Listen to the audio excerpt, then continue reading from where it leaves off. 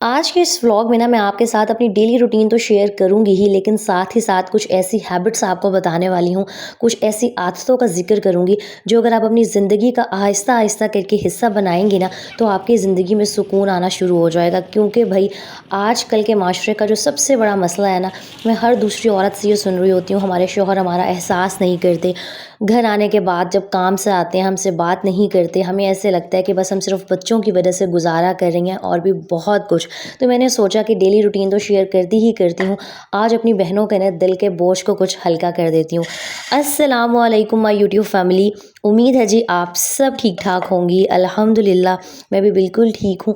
अच्छा, अक्सर ना बल्कि मुझे लगता है हमारे माशरे में बस यही समझा जाता है कि एक औरत की ज़िंदगी है खाना बनाना, घर की साफ़-सफ़ाई करना, बर्तन धोना, कपड़े धोना, बच्चों को सँभालना, शौहर के फ़राइज़ का हर चीज़ का ख़्याल रखना।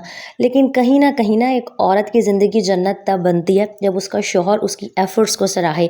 उसकी छोटी-छोटी जो क्या कहते हैं कोशिशें हैं, जो औरत सुबह से रात तक काम कर रही होती है ना, अगर सिर्फ़ उसका शौहर आके उसे इतना कह दे कि यार तुम कितना काम करती हो, थक जाती होगी। तो अगर औरत ने पूरा दिन पहाड़ भी यहाँ से वहाँ उठा के रखा होगा ना, तो एक जुमला जो है वो औरत की सारी थकन उतार देता है। लेकिन मसला ये है कि बहुत सारे जो शौहर हैं ना, वो औरत की कदर ही नहीं करते। और हमारे माशरे में स्पेशली ऐसा समझा जाता है कि घर के काम करना ना भाई औरत की ज़िम्मेदारी है और ये कोई ऐसा ना मुश्किल काम नहीं है। लेकिन ख़ैर, मैं आपसे हमेशा कहती हूँ कि जब भी नमाज़ पढ़ती हैं ना, अपने लिए ये दुआ ज़रूर किया करें कि अल्लाह ताला आपके शौहर के दिल को आपके लिए नरम करे, आपका नसीब अच्छा हो, आपको जो लाइफ़ पार्टनर मिले वो एहसास करने वाला हो, आपके जज़्बात की कदर करे, आपके जो एफ़र्ट्स हैं, आप जो पूरा दिन मेहनत करती हैं उनको सराहे। क्योंकि भई ये जो एप्रिसिएशन है ना, ये सारी थकान उतार देती है, ख़ास तौर पे एक औरत की। और मुझे कमेंट्स भी रिसीव होते हैं, मैं अपने आस-पास भी देखती हूँ कि कितनी सारी मेरी बहनें हैं जो सिर्फ़ इस वजह से कॉम्प्रोमाइज़ कर रही होती हैं कि उनके बच्चे हैं और बच्चों की खातिर ना उन्हें बहुत कुछ बर्दाश्त करना पड़ता है। और मेरी शादी को भी कोई बहुत लंबा अरसा नहीं हुआ, लेकिन इन 6 सालों में जो कुछ मैंने अपने एक्सपीरियंसेस से सीख लिया है ना, मेरी कोशिश होती है कि मैं वो सब कुछ ना आप लोगों को सिखा सकूँ। क्योंकि भई बहुत सारी मेरी ऐसी बहनें होंगी जो इस मुश्किल से गुज़र रही होंगी, जिन्हें ये शिकायत होती होगी, जो दिल ही दिल में कुढ़ती रहती होंगी, जिन्होंने अब शिकायत करना ही छोड़ दिया होगा अपने शौहर से। और सबसे ज़्यादा जो एक शिकायत होती है ना, वो ये कि शौहर टाइम नहीं देते। जब घर आते हैं तो हमसे बात नहीं करते, बस खाना खाया, फ्रेश हुए और जो मोबाइल फ़ोन लेके बैठ गए। आजकल जो बहुत सारे रिश्तों में दूरी की एक वजह है ना, वो ये सोशल मीडिया और मोबाइल फ़ोन का बहुत ज़्यादा आम होना है। लेकिन ख़ैर क्या कर सकते हैं ना, हो तो कुछ भी नहीं सकता। और यहाँ जो मैं आपको बताती चलूँ, सुबह-सुबह ना मैं जल्दी उठ गई थी हमेशा की तरह। तो सबसे पहले ना मैंने हांडी की तैयारी स्टार्ट कर दी थी। तकरीबन मैंने हांडी बना ही ली थी और उसके बाद ना यहाँ पर मैं फटाफट से जो था ना, नाश्ता रेडी करी थी। हम औरतों की ज़िंदगी और होती क्या है, सुबह आँख खुलने से लेके रात को सोने तक, जब तक बिस्तर पर हम नहीं जाती ना, कोई ना कोई काम निकलता ही रहता है। घर के काम ख़त्म हो जाएँ तो कभी बच्चों की फ़रमाइशें, कभी कुछ और कभी कुछ। मतलब एक ना ख़त्म होने वाला ना कामों का सिलसिला है। लेकिन मैं आपके साथ ना कुछ छोटी-छोटी बातें शेयर करती हूँ। मुझे लगता है कि अगर आप अपने अंदर ये बदलाव लेकर आएँगी ना, तो कहीं न कहीं आपके जो हस्बैंड हैं, आपका जो लाइफ़ पार्टनर है ना, उनके अंदर भी जो है चेंजेज़ आना स्टार्ट हो जाएँगे। एक बात तो याद रखें, आप कभी भी किसी भी इंसान को मुकम्मल तौर पर नहीं बदल सकती हैं। और ना ही ना 100% किसी का भी जो रिश्ता है वो परफेक्ट हो सकता है। अगर कोई औरत, आपकी कोई फ्रेंड, आपका कोई रिश्तेदार या कोई भी आपसे कहता है ना कि उसकी मैरिड लाइफ जी 100% परफेक्ट है, तो यकीन करें वो झूठ है। कहीं न कहीं या तो हस्बैंड कॉम्प्रोमाइज़ेज़ कर रहे होते हैं या मोस्टली तो औरत ही कर रही होती है। और मुझे लगता है कि औरत को ही ज़्यादातर ना कॉम्प्रोमाइज़ करना पड़ता है और इसमें कोई एज़ सच कोई बुरी बात भी नहीं है। अगर अपने घर का माहौल पुरसुकून करने के लिए, अपने बच्चों के लिए, खुद की ज़हनी जो है ना क्या कहते हैं हालत के लिए, अपने मेंटल पीस के लिए आपको कहीं न कहीं कॉम्प्रोमाइज़ करना पड़े ना, तो कर लेना चाहिए। और स्पेशली शादी का जो रिश्ता है ना, जो मियाँ-बीवी का रिश्ता है, उसके बीच में अकड़ और ये जो अना और ईगो है, ये कभी भी नहीं आने देनी चाहिए। क्योंकि बहुत सारे जो रिश्ते हैं ना, वो इसी अकड़ और इसी ईगो की वजह से ना कहीं न कहीं ख़राब हो रहे होते हैं या टूट जाते हैं। तो सबसे पहली चीज़ जो है ना, वो आपका बात करने का तरीका है। ये चीज़ मैंने अपनी शादी के बाद ही सीखी है कि अगर आपने कोई ऐसी बात भी करनी है ना जो आपके हस्बैंड को पसंद नहीं है, लेकिन आपने वो बड़े तरीके से प्यार मोहब्बत से की है, तो हाँ, अगला इंसान ना लड़ाई की बजाय आपकी बात को एक बार सुनेगा ज़रूर और शायद हो सकता है कि बाद में आपकी बात के ऊपर गौर भी करे। तो आपने ये नहीं करना कि अपनी कोई बात मनवानी है, कुछ कहना है तो बस आपने जी रौला पा देना है और जो अपना लहजा है ना उसको सख्त कर लेना है। कोशिश करेंगे जो भी बात अपने हस्बैंड से कम्युनिकेट करनी है ना, वो प्यार मोहब्बत से करें। और स्पेशली एक बहुत इंपॉर्टेंट बात, अगर आप जॉइंट फैमिली फैमिली में रहती हैं और आपको ऐसे लगता है ना, क्योंकि ये सास, नंदों, देवरानी, जेठानी के झगड़े हर घर में होते हैं। आप अपने शौहर से उसके बहन-भाइयों के बारे में, उसके पेरेंट्स के बारे में जो मर्ज़ी शिकायतें करेंगी, अगर आपने वो गलत तरीके से की हैं, अपने टोन को सख्त रखते हुए किए हैं ना, तो आपकी जो सही बात है ना, वो कभी भी आपके लाइफ़ पार्टनर को सही नहीं लगेगी। अगर आपने किसी के रवैये की शिकायत करनी भी है ना, तो कोशिश करें कि अपना जो अंदाज़ है, अपना जो रवैया है ना, वो ऐसा रखें कि हाँ, अगला इंसान आपकी बात से जो है ना मुत्तफ़िक हो, और जो बात है ना वो लड़ाई झगड़े की बजाय किसी हल की तरफ जाए। तो कोशिश किया करें कि सबसे पहले तो अपना जो लहज़ा है ना, उसको जिस हद तक आप नरम रख सकती हैं वो रखें, क्योंकि ये मेरे साथ बहुत मसला है।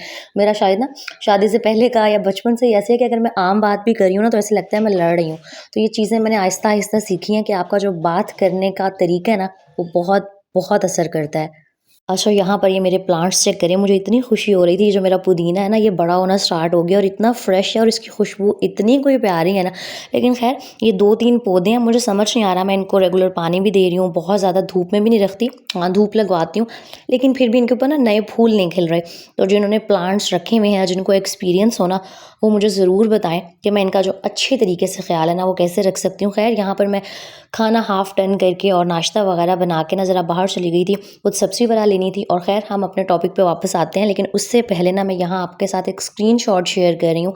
मोना व्लॉग्स के नाम से मेरी बहन का चैनल है, आपने इनके चैनल को ना ज़रूर विज़िट करना है। अगर आपको मेरी तरह की होम मेकिंग की वीडियोज़ अच्छी लगती हैं, डेली रूटीन के व्लॉग्स और मोटिवेशनल जो बातें हैं वो पसंद आती हैं ना, तो उम्मीद है इनका चैनल भी ज़रूर पसंद आएगा। और मैं कोई ज़ोर ज़बरदस्ती के तौर पे आप लोगों को नहीं कह रही होती कि आपने जाना है और चैनल विज़िट करना है। आपके पास टाइम हो, आपको अच्छा लगे तो ज़रूर विज़िट किया करें। मुझे सिर्फ़ ये होता है कि मेरे प्लेटफ़ॉर्म के थ्रू ना किसी की हेल्प हो जाए, मेरी वजह से किसी की अर्निंग स्टार्ट हो जाए, किसी का वॉच टाइम कंप्लीट हो जाए। क्योंकि भाई जो भी इस क्या कहते हैं दौर में मेहनत कर रही है ना मेरी बहन, वो इसीलिए कर रही होती है कि वो अपने हस्बैंड की, अपने घर वालों की, अपने बच्चों की ख्वाहिशात को पूरा कर सके और घर वालों को ना फाइनेंशियली सपोर्ट कर सके। तो प्लीज़ ये कमेंट्स ना किया करें कि आप जो है इतने सारे चैनल्स बताती हैं, हम किस किस को सपोर्ट करें। भाई मेरा ये काम है, हर इंसान वही करता है ना जो उसको आता है, तो मुझे यही काम आता है। खैर मैं वापस आ गई थी। अच्छा, मैं ना शेल्फ़ के ऊपर काम करने से पहले ये मैट ज़रूर बिछा लेती हूँ।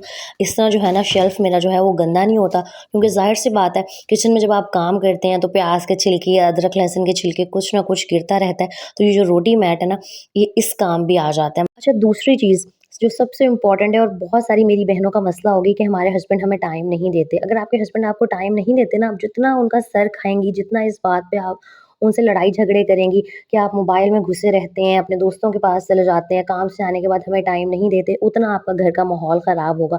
इसकी बजाय ना आप शिकायत करना छोड़ दें। मुझे ये बड़ी ट्राइड एंड टेस्टेड बात लगती है कि आप मर्द के आगे जितना किसी बात का रोना रोएँगी ना, उतना आपका घर का माहौल ख़राब होगा और अगले इंसान ने सुधरने की बजाय ना आपकी बातों पर जो है ना कान धरना ही छोड़ देना है।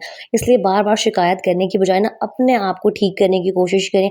हस्बैंड जब काम से थके-हारे वापस आते हैं, तो तैयार-श्यार रहा करें, मुस्कुराया हँसते-मुस्कुराते उनका इस्तकबाल किया करें। ये नहीं कि अभी शौहर बेचारा घर आया है और आपने पूरे दिन की जो क्या कहते हैं आप बीती है ना उन्हें सुनाने बैठ जानी है। हाँ, अपने सारे जो दिन की रुदात है उनको ज़रूर सुनाएँ, लेकिन जब वो थके-हारे आते हैं ना तो कोशिश करें कि अपना मूड अच्छा रखें, चाहे जितनी मर्ज़ी टेंशन्स, जितनी मर्ज़ी परेशानियाँ हों। और यकीन करें जब आप आहिस्ता-आहिस्ता करके खुद का रवैया बदलना शुरू कर देंगी ना, तो अगले इंसान के अंदर ऑटोमेटिकली चेंज आना स्टार्ट हो जाएगा। और एक और बहुत इम्पोर्टेंट चीज़ कि 5 वक़्त की नमाज़ ज़रूर पढ़ा करें, क्योंकि भई नमाज़ तो किसी हाल में माफ़ नहीं है।